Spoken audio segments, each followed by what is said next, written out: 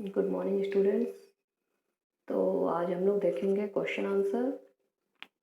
जो चैप्टर हमने अभी पढ़ा है, अभी पिछले हफ्ते में कंप्लीट किया है, that is chapter 8 conservation of animals and plants. ठीक है।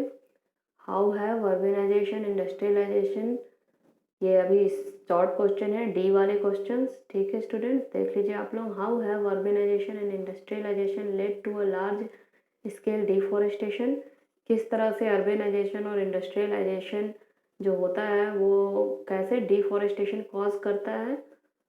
तो इसका आंसर बहुत छोटे में मैंने आपको लिखा दिया है। To fulfil the demands increased by to fulfill the demands of increased population, industrialization and urbanization are increasing, and to establish large scale industries and factories, forests are being cleared on large scale। ठीक है। New question number 2 देखिए। A new species x is introduced in a forest, how is it likely to affect the local species of that area। ये आपका endemic species वाला है question, कि अगर हम किसी भी फॉरेस्ट में एक नया स्पीसीज एक्स को इंट्रोड्यूस कर देते हैं तो वो पुराने जो वहाँ के लोकल स्पीसीज हैं उसको किस तरह से अफेक्ट करते हैं।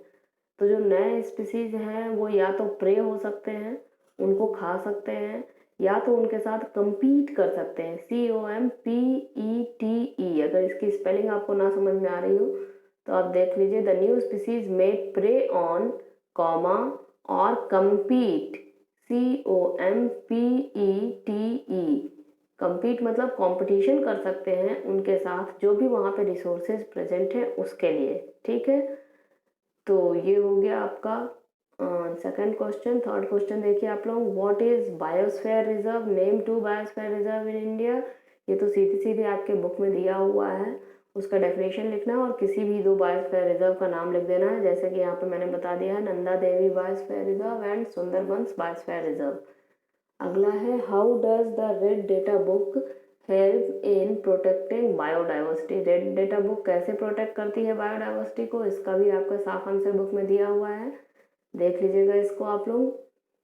why do some birds and animals migrate, क्यों कुछ बर्ड्स और एनिमल्स माइग्रेट करते हैं, सब आपकी बुक में दिया हुआ है। For in search of abundant food, ज़्यादा खाने के चक्कर में, और फेवरेबल प्लेस टू ब्रीड करने के लिए एक फेवरेबल प्लेस। ठीक है। इन दो रीजन से बर्ड्स और एनिमल्स माइग्रेट करते हैं। How do birds get help in navigation while undertaking long distance flights, bird को कैसे हेल्प मिलती है दूर दूर माइग्रेट करने में।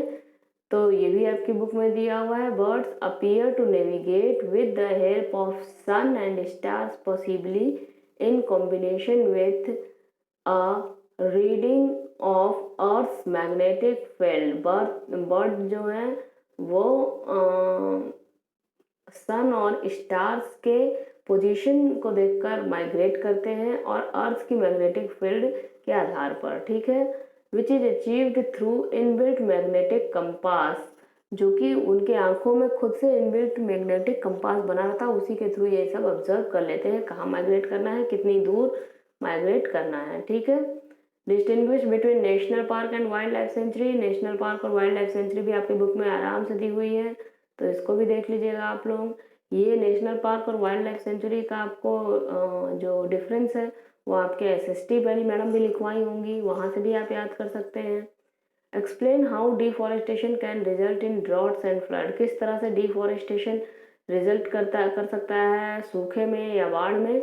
तो ये भी जब आप कंसिक्वेंसेस पहले ही पेज में पढ़ रहे थे तो वहाँ दिया हुआ था, तो देख लीजिए फ्लड कैसे कॉज करेगा और ड्रॉट कैसे कॉज करेगा। ठीक है।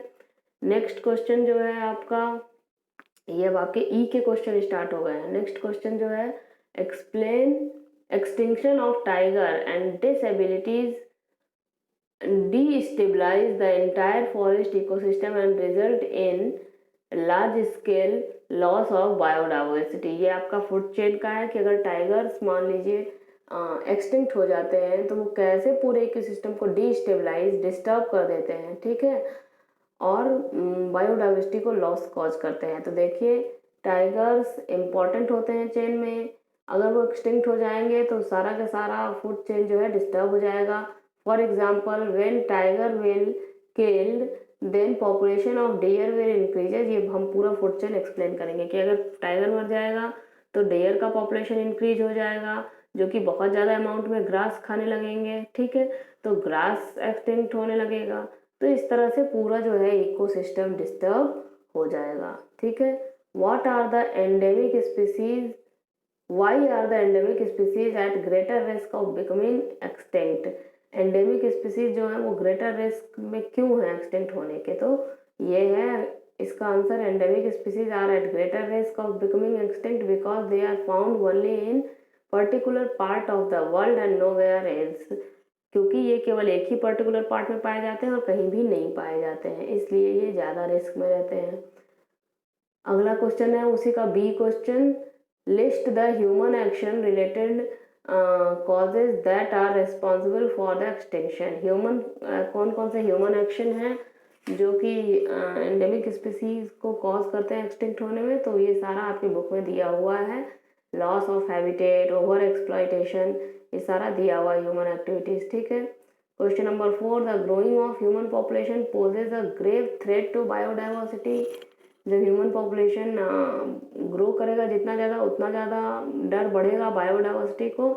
तो ये भी दिया देखिए, population growth is the root cause of many other problems. Population बढ़ता है वही रूट कॉज होता है सारे प्रॉब्लम्स का, जैसे कि अर्बेनाइजेशन, इंडस्ट्रियलाइजेशन, ठीक है, जो कि लीड करता है फाइनली डिफॉरेस्टेशन। और डिफॉरेस्टेशन होगा तो वो फ्लो ऑफ रिवर्स को अलाउ करेगा, अफेक्ट करेगा, ड्रॉट कॉज करेगा, फ्लड कॉज करेगा, एक्सटिंक्शन ऑफ एनिमल्स कॉज करेगा, ठीक है। तो ये सब जब कॉज करेगा तो बायोडाइवर्सिटी को थ्रेट बढ़ जाएगा, इसलिए पॉपुलेशन ग्रोथ से सारा जो थ्रेट है बढ़ जाता है। क्वेश्चन नंबर 5 देखिए, explain differences between extinct, endangered and vulnerable. ये तो आराम से आप देख सकते हैं अपनी बुक में। एक्सटिंक्ट जो खत्म हो चुके हैं, एग्जाम्पल दे दीजिएगा। एंडेंजर्ड जो डेंजर में है, ठीक है, जो सबसे ज़्यादा रिस्क पे हैं एक्सटिंक्ट होने के, उनका एग्जाम्पल भी लिख देना है। और वुल्नरेबल वो होते हैं जो मीडियम रिस्क पे हैं एक्सटिंक्ट होने के, एंडेंजर्ड नहीं है लेकिन वो भी रिस्क में हैं, ठीक है। अब लास्ट क्वेश्चन देखिए आप लोग, list 5 ways in which you an individual can contribute to conserve the forest and wildlife. कैसे आप फॉरेस्ट और वाइल्ड लाइफ को कंजर्व कर सकते हैं, 5 वे। तो हम कैसे कंजर्व कर सकते हैं, देखिए, there should be limited human population growth, population growth limited होना चाहिए। इनडिस्क्रिमिनेट जो कटिंग हो रही है ट्रीज़ की उसको बैन करना चाहिए, बल्कि उसकी जगह पे ज़्यादा से ज़्यादा ट्री प्लांट करना चाहिए। एनिमल हंटिंग जो है उसको बैन करना चाहिए, और पेपर वेस्ट जो है उसको रिड्यूस करना चाहिए, ठीक है स्टूडेंट्स। तो ये आपके सारे क्वेश्चंस के आंसर थे। यहाँ आपको जो भी नहीं समझ में आएगा उसका आप आंसर मेरे से पूछ सकते हैं, ठीक है। Thank you.